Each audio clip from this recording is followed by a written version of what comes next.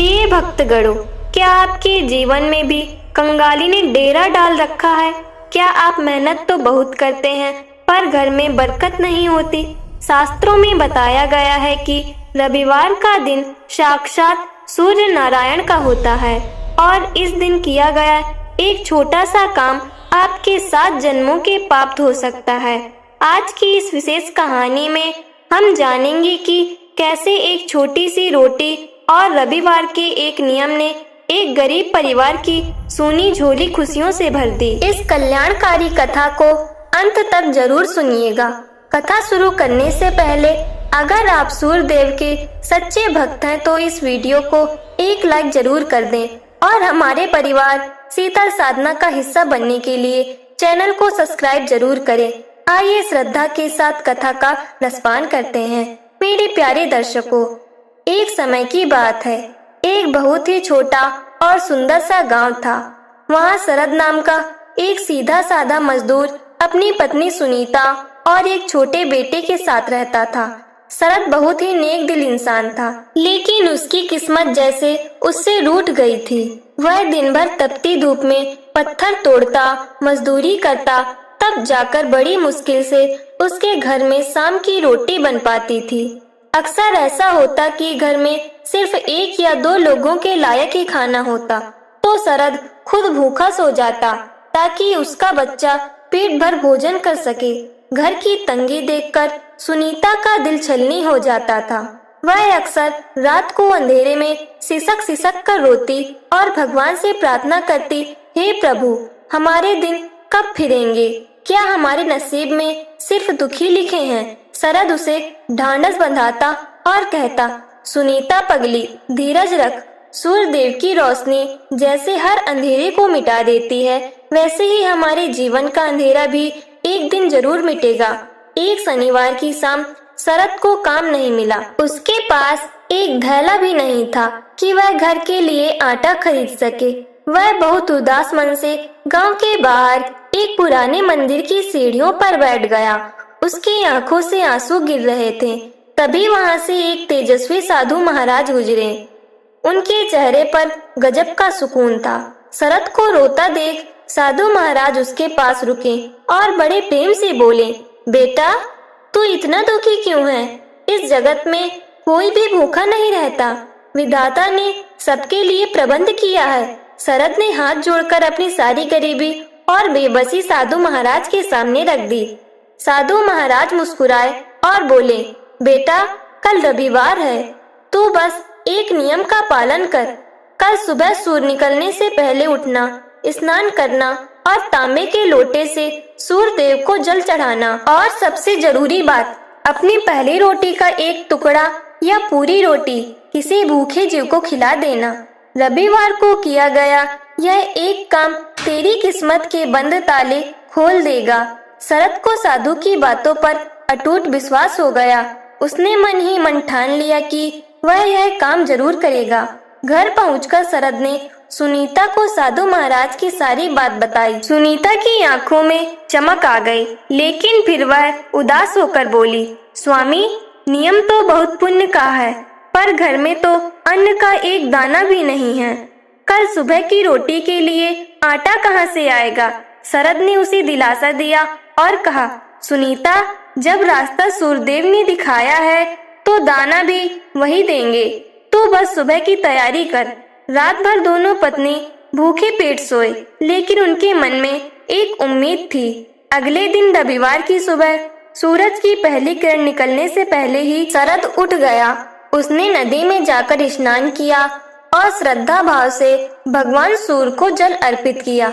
सुनीता ने रसोई में जाकर डिब्बों को फिर से टटोला। अचानक उसकी नजर कोने में रखे एक पुरानी मिट्टी के घड़े पर पड़ी। जब उसने उसे झाड़ा तो उसमें से एक मुट्ठी आटा निकल आया। सुनीता की खुशी का ठिकाना न रहा। उसने मन ही मन सूर्य देव को प्रणाम किया और उस थोड़े से आटे से एक छोटी सी रोटी तैयार की।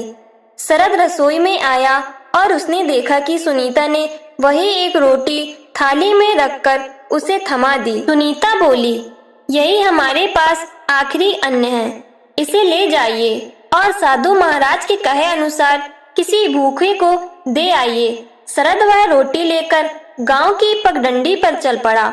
उसने सोचा कि आज तो सूर्यदेव की परीक्षा है। वह चलते चलते गांव के बाहर एक बरगद के पेड़ के नीचे पहुंचा। वहां उसने देखा कि एक बहुत ही बूढ़ा आदमी, जिसके कपड़े फटे हुए थे और शरीर कंकाल जैसा हो गया था, जमीन पर पड़ा करा रहा था। वह भूख के मारे बोल भी नहीं पा रहा था। शरद दौड़कर उसके पास गया और उसे सहारा देकर बिठाया। उसने अपनी जेब से वह इकलौती रोटी निकाली और बड़े प्रेम से उस बूढ़े आदमी के सामने रख दी। बूढ़े आदमी की आंखों में जैसे जान आ गई। उसने कांपते हाथों से रोटी का टुकड़ा तोड़ा और जैसे ही पहला निवाला मुंह में डाला, उसके चेहरे पर एक अलौकिक चमक आ गई। उसने तृप्त होकर पूरी रोटी खा ली और पानी पिया। शरद उसे देखता रहा। रोटी खाने के बाद उस वृद्ध ने शरद का हाथ पकड़ा और उसकी आंखों में देखते हुए कहा, बेटा, तूने आज अपनी जान की परवाह न करते हुए एक भूखे को अपना आखिरी अन्न दे दिया। जा, आज से तेरे घर के भंडार कभी खाली नहीं रहेंगे। जैसे ही शरद ने आशीर्वाद लेने के लिए सिर झुकाया और फिर उठाया, वह बूढ़ा आदमी वहां से गायब हो चुका था। शरद हैरान रह गया। वह इधर उधर देखने लगा कि वह वृद्ध पुरुष इतनी जल्दी कहाँ चला गया, लेकिन वहां दूर दूर तक कोई नहीं था। उसे समझ आ गया कि यह कोई साधारण मनुष्य नहीं था। वह भारी मन और खाली हाथ अपने घर की ओर लौटा। उसे चिंता थी कि अब वह सुनीता और बच्चे को क्या खिलाएगा, लेकिन जैसे ही वह अपने घर के करीब पहुंचा, उसने देखा कि उसके फूस के छप्पर वाले घर के सामने बहुत भीड़ जमा है। गांव के लोग आपस में खुसुर फुसुर कर रहे थे। शरद घबरा गया और दौड़कर अंदर पहुंचा। अंदर का नजारा देखकर शरद के पैरों तले जमीन खिसक गई। उसकी टूटी हुई झोपड़ी के बीचों बीच अनाज की कई बोरियां रखी थी। सुनीता कोने में खड़ी होकर रो रही थी, लेकिन ये दुख के आंसू नहीं थे। उसने शरद को देखते ही कहा, स्वामी, देखिए क्या चमत्कार हुआ है। आप जैसे ही घर से निकले, शहर से एक बड़ा व्यापारी यहाँ आया। उसने कहा कि सालों पहले उसने आपके पिताजी से कुछ कर्ज लिया था, जो वह आज लौटाने आया है। उसने न केवल अनाज दिया, बल्कि सोने की मोहरों की एक छोटी सी थैली भी मेरे हाथ में थमा दी और बिना नाम बताए चला गया। शरद को साधु महाराज की बात याद आ गई। उसने आसमान की ओर हाथ जोड़कर सूर्यदेव को नमन किया। अब शरद और सुनीता के दिन फिर चुके थे। उन्होंने सबसे पहले पड़ोस के भूखे बच्चों को खाना खिलाया। शरद ने तय किया कि वह अब हर रविवार को यह नियम कभी नहीं तोड़ेगा। धीरे धीरे गांव में शरद की ईमानदारी और उसकी तरक्की के चर्चे होने लगे। लोग हैरान थे कि एक पत्थर तोड़ने वाला मजदूर अचानक इतना समृद्ध कैसे हो गया, लेकिन शरद जानता था कि यह सब रविवार के उस एक छोटे से काम का फल है। एक दिन शरद को लगा कि अब उसे गांव के मंदिर का जीर्णोद्धार करवाना चाहिए, जो बरसों से टूटा पड़ा था। उसने गांव वालों को इकट्ठा किया और कहा, भाइयों, हमें भगवान ने जो दिया है उसका कुछ हिस्सा धर्म के काम में लगाना चाहिए। सब लोग राजी हो गए। मंदिर का काम शुरू हुआ। खुदाई के दौरान मजदूरों को जमीन के नीचे एक बहुत बड़ा तांबे का घड़ा मिला। जब उसे खोला गया तो पूरा गांव दंग रह गया।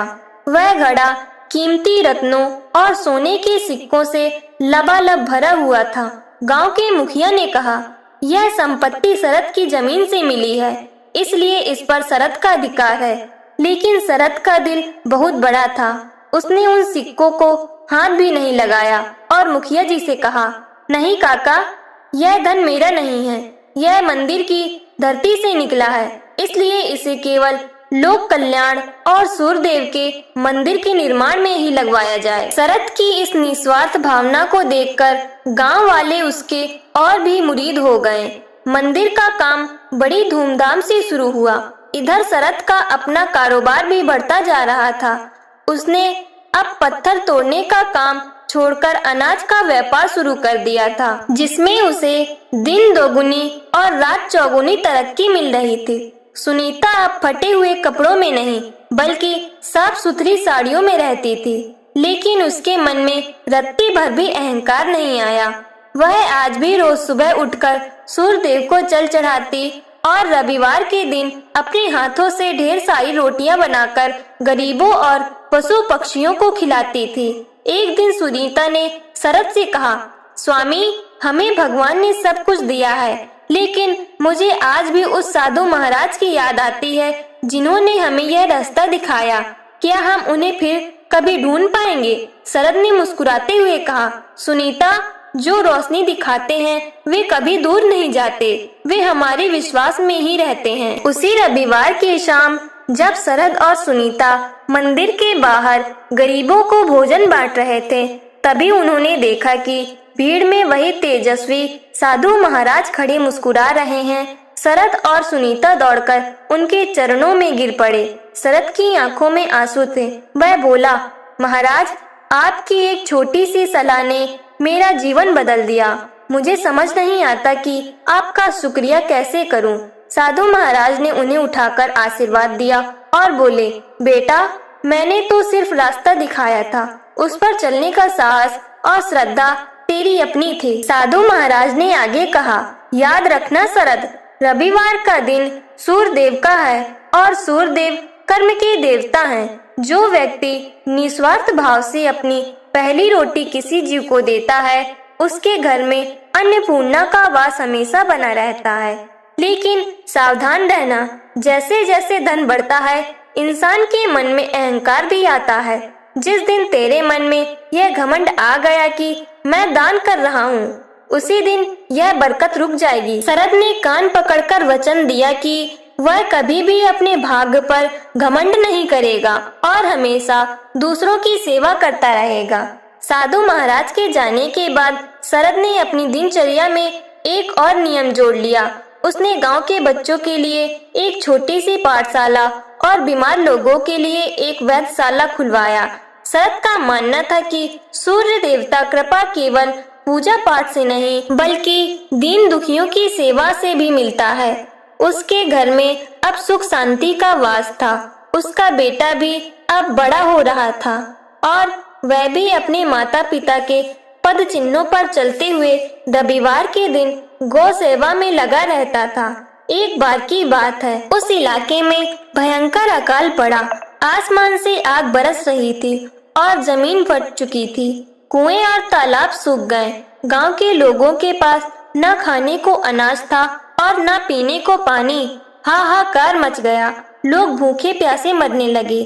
गांव के बड़े बड़े जमींदारों ने अपने गोदामों पर ताला लटका दिया ताकि उनका अनाज खत्म न हो जाए। शरद का मन यह सब देखकर बहुत दुखी हुआ।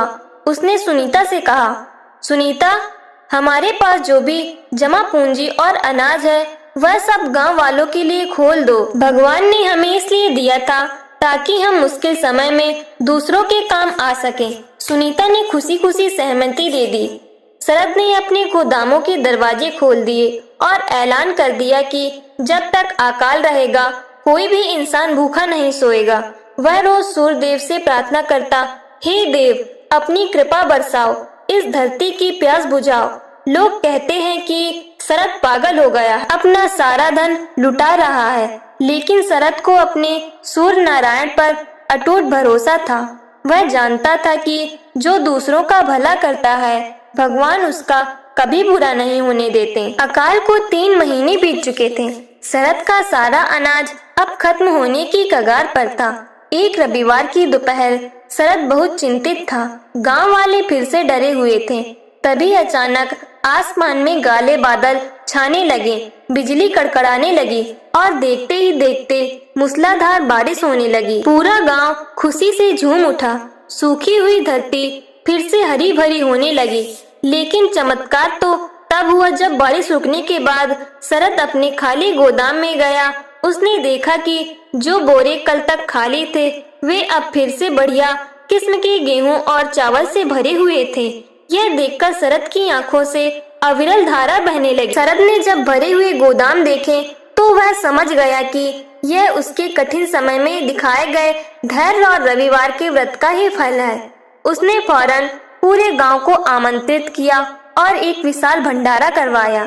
गांव के वे जमींदार जिन्होंने संकट के समय अपने दरवाजे बंद कर लिए थे, आज शर्मिंदगी से सिर झुकाए शरद के पास आए।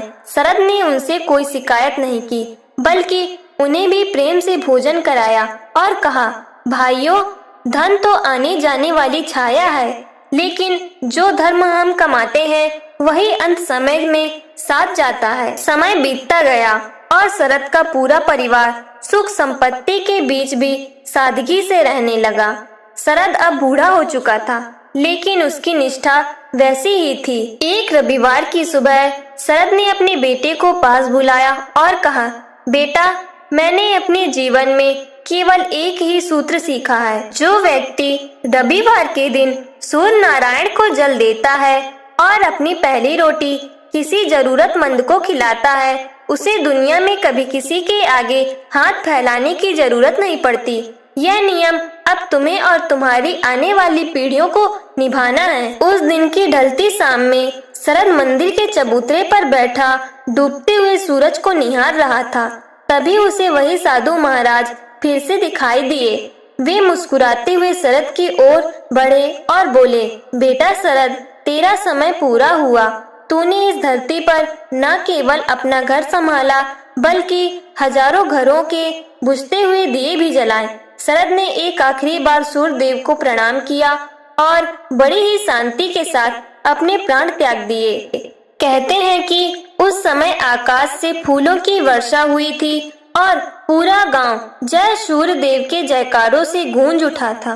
मेरे प्यारे भक्तगणों, शरद की यह कथा हमें सिखाती है कि भगवान केवल मंत्रों से नहीं, बल्कि हमारे कर्मों और करुणा से प्रसन्न होते हैं। रविवार का यह छोटा सा नियम, पहली रोटी का दान, इंसान के बड़े से बड़े दुर्भाग्य को सौभाग्य में बदल सकता है।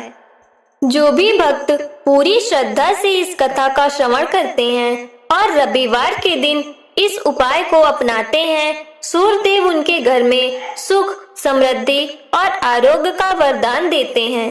आशा है कि आपको यह कथा पसंद आई होगी। अपने जीवन में सुख और बरकत लाने के लिए इस नियम को जरूर अपनाएं। तो बड़े भक्ति भाव के साथ बोलिए, सूर्य नारायण भगवान की जय।